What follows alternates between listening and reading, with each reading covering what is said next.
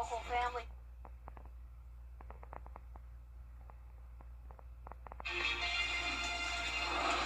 Right now on News Channel 6 and 7, a local family displaced after a house fire. How you can help them get back on their feet. And funding to improve roads in the Palmetto State. How the funding will aid statewide projects. As your News at 7 starts now. Live from Television Park, this is WJBF News Channel 6 at 7. Good evening, everyone. I'm Dee Griffin. Thanks so much for joining us. Coverage you can count on begins with a family displaced after a house fire in Barnwell County. The American Red Cross stepped in within hours. Here's Aiken Bureau Chief Sean Cabbage-Stock. That fire happened here at a home on Cole Lane. A neighbor told me it all happened fast, and now the focus is helping a mother and her children get back on their feet. It happened sudden. It happened real sudden because I had just been outside with my dog earlier that day.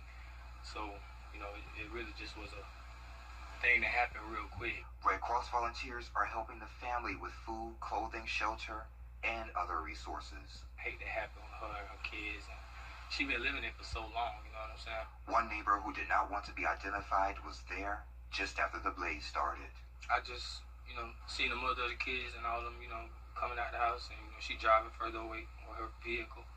And the house was just in a big fight. He says multiple fire departments responded. He hopes the community comes together to help the family. Because I know her personally, you know what I'm saying? So some people, good people don't deserve it, but you know, God always do things for a reason, and a lot of times for the better. We reached out to the Barnwell County Fire Coordinator, but haven't heard back. Meanwhile, in South Carolina, the Red Cross responds to about 6 home fires a day, up 30% in colder months. CSRA firefighters are warning people about the dangers of heating their homes this winter. The space heaters use a lot of electricity running through that cord. The longer the cord is, and add an extension cord will increase the heat in that cord. You can create failures in the extension cord or the heater itself. And especially if the cords are run under carpet or things are piled on it, the heat don't dissipate like it should. So you get a electrical fire. The Red Cross says donations help families after fires and other disasters. We have a link on our website. In Barnwell County, I'm Aiken Bureau Chief Sean Cabbage-Stock, WJBF News Channel 6. A former deputy jailer in Richmond County on the wrong side of the law tonight. Avery Wood has been charged with rape, sexual assault, and violation of oath. Wood is accused of sexually assaulting a female inmate at the Webster Detention Center multiple times between October and November of last year. The inmate has been transferred to another facility. Wood was fired Monday and arrested today. He is in jail at the Webster Detention Center. It is time now for a first look at our forecast, and Chief Meteorologist Jennifer Tracci joins us now with another beautiful, warm, but cloudy day. Yeah, definitely more clouds than sunshine this week, Dee, but the warmth is just beginning. We are going to see those temperatures really start to surge tomorrow afternoon. But right now on our Terry Lambert Hyundai Skyview cam, looking good there in Aiken. Today's almanac shows that we started out nearly 10 degrees above average, 44, and then same story in the afternoon, made it to 68 with the average high being 59. We're not even at 59 yet. We're still seeing a lot of 60s across the area, 62 in Augusta, 62 in Aiken, Sparta at 61, and then Washington is down to the upper 50s. Winds are coming out of the southwest, only up to 10 miles per hour sustained. The gusts were up to around 20 to 25 earlier today, but now they're all under 20 mile per hour. And our satellite and radar just showing the cloud cover, no rain at this time. We're going to keep it dry tonight other than a stray sprinkle here and there. Upper 50s for the most part tonight. Now looking ahead, we'll see a little bit of sunshine tomorrow afternoon as we push to 74 in the afternoon, and then we'll see more cloud cover leading up to our next rain yet Saturday. More details coming up. Back to you, Dee. All right, thanks so much. We'll see you in a few minutes. The Columbia County Chamber of Commerce has a new leader. Yesterday, Heath Taylor was named as their new president and CEO. He has more than a decade of experience with the Columbia County and Aiken Chamber. He'll officially begin his new role on February 1st. Augusta leaders debating big dollars for city projects after putting off the vote last summer. Commissioners scheduled to approve a $325 million project package, and they are pushing to add $25 million to construct a major sewer line to the Development Authority's mega economic development site in South Augusta. It is. It is to spur economic development out that way, and it's a good tool for them to have when courting industry. So I think it's badly needed. I was sorry to see it cut.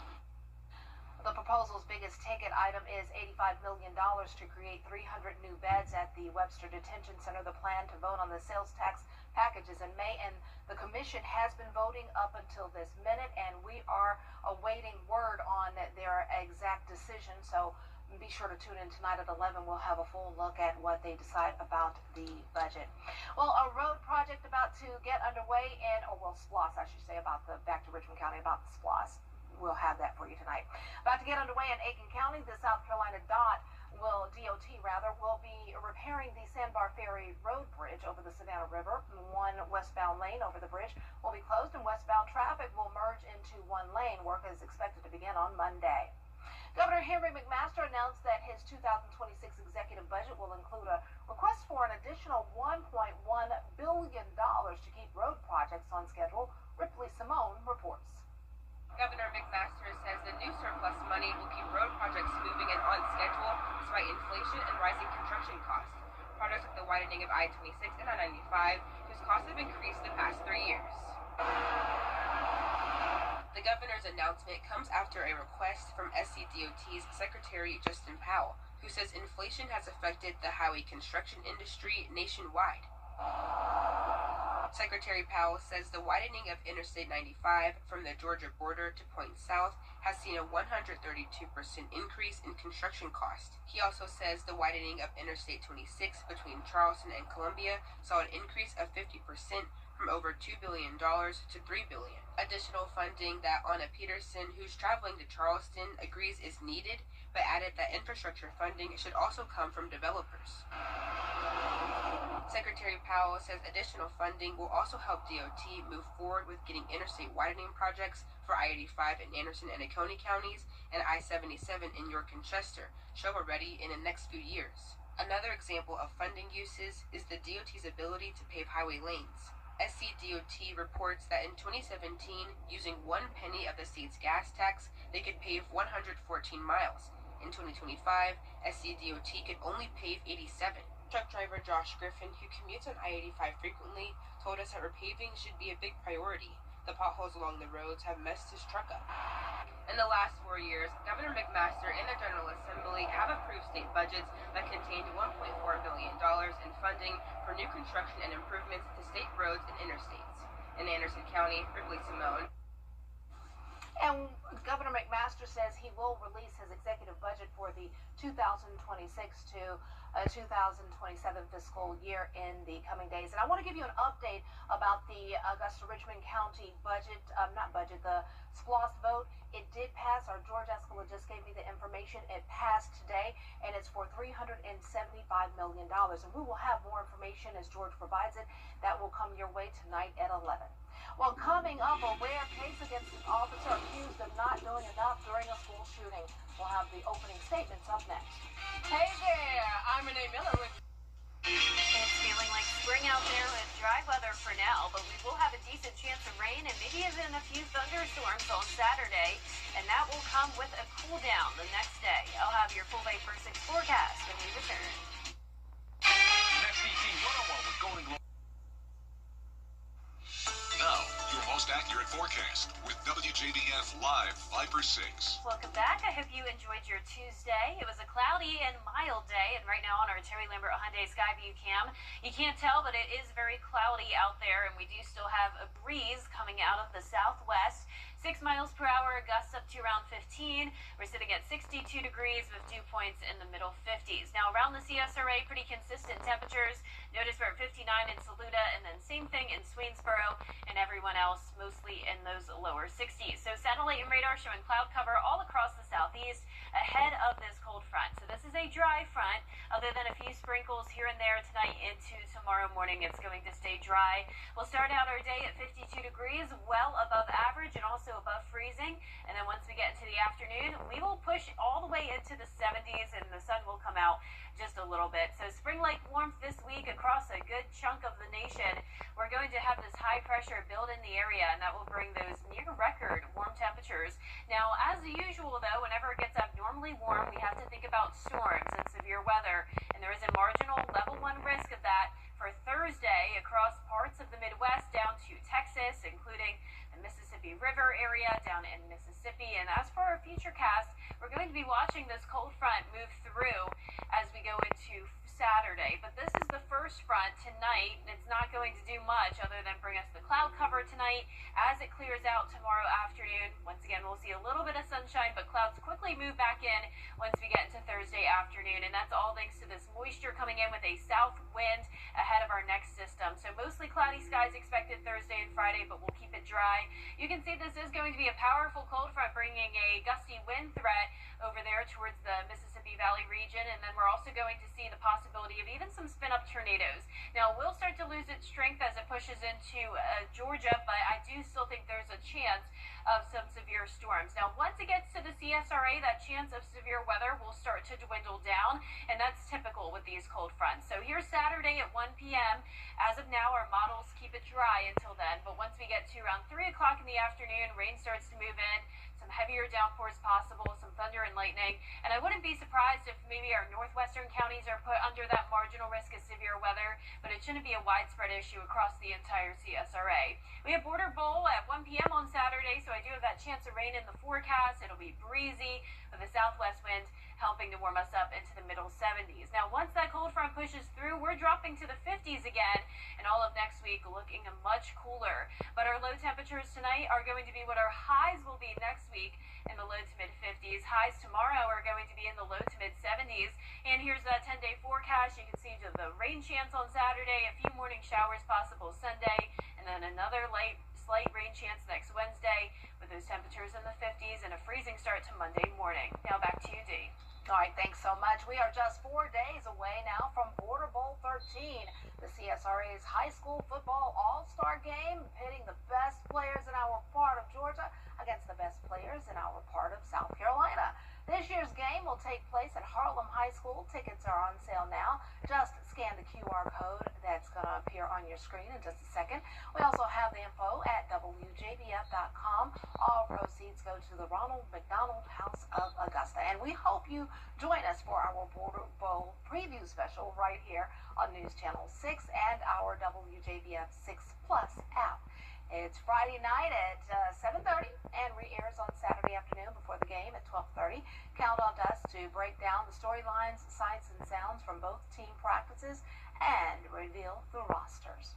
Well, coming up, changes are coming to vaccine recommendations for children. We'll hear what doctors have to say about the update when we return. Let's go! During the Rooms to Go Kids New Year's Day. The latest video in one click at WJBF.com. The WJBF Live Viper 6 Skyview Network is sponsored by Terry Lambert Hyundai. Low prices, big selection, and committed to quality customer service.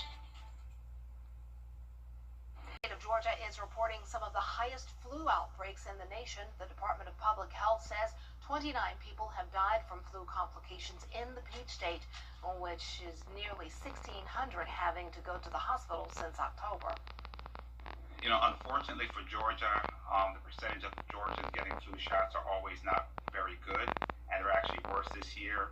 And we're definitely seeing a significant number of patients going to the hospital with flu and also having complications, ending up in the ICU with pneumonia. And unfortunately for some people, they succumb to their illness. Health officials say it's not too late to get a flu shot and warn cases could spike now that people have returned to work and school. Well, coming up, a tropical cocktail making a return. We'll have the story after the break.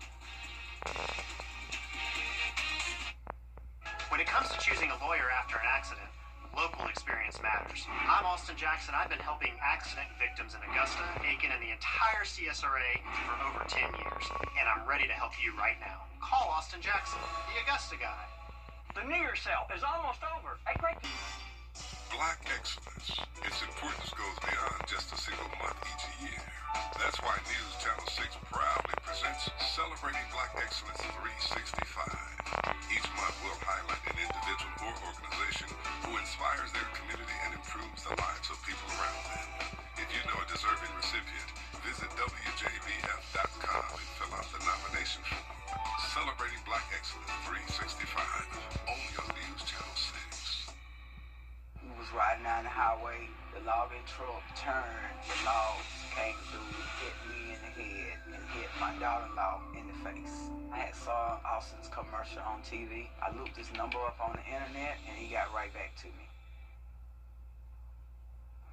Is the year of the PCCB, Pina Colada, coming back? The drink has been around since the 1950s and is often considered a wedding reception drink or a tropical vacation cocktail. According to trend experts, younger people are big on the nostalgia of the rum-filled drink, but bartenders are also making their own modern-day twist on the drink, such as making a colada old-fashioned or switching out rum for tequila or switching the pineapples to strawberries.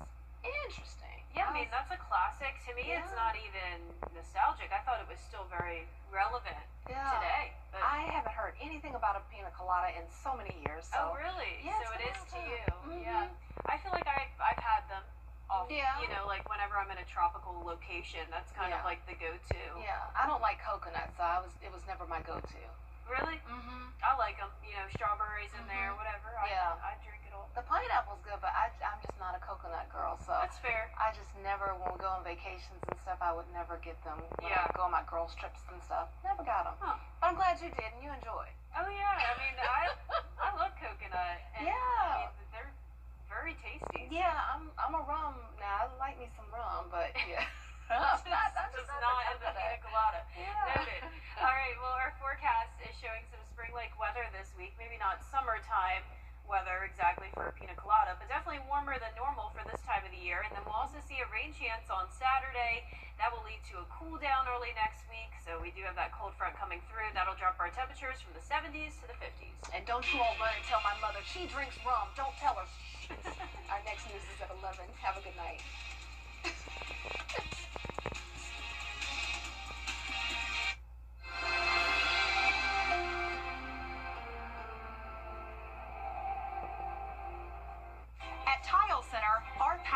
Is for people and the living space they share. We totally understand that your home is a big part of your life, and our goals are to inspire your creativity. We'll help you feel comfortable about transforming your living space into a showplace you can be really proud of. Come see why for yourself at any of our locations at Tile Center or online at tilecenter.com. Your tile and stone experts. Car wreck, just call all nines. Join News Channel 6 as we present The Giving Gown, devoted to making sure that all young women feel beautiful on prom night. Donate your gently worn prom dresses, shoes, and accessories at Television Park in Augusta. Then join us on Saturday, February 7th at First Baptist Church in North Augusta from 9 to noon. Browse our large selection of items to try on and take home for free. The Giving Gown, sponsored by Bridgestone, Aiken Regional Medical Centers, and News Channel 6.